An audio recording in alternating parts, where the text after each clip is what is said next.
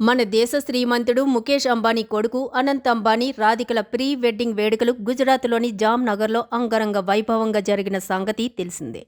ఈ వేడుకలకు దేశ విదేశాలకు చెందిన ప్రముఖులు హాజరయ్యారు. సినీ తారులు, క్రికెట్ దిగ్గజాలు ఈ వేడుకల్లో మెరిశారు. మరోవైపు ఈ వేడుకల్లో టాలీవుడ్ స్టార్ రామ్ చరణ్కు అవమానం జరిగిందనే వార్త వైరల్ అవుతుంది.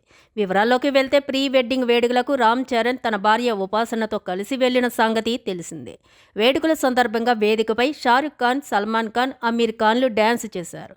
ఈ సందర్భంగా చరణ్ను షారుఖ్ ఖాన్ వేదికపైకి పిలిచారట. అయితే చరణ్ను పిలిచే సందర్భంగా ఇడ్లీ సాంబార్ పైకి రా అని షారుఖ్ అన్నారట.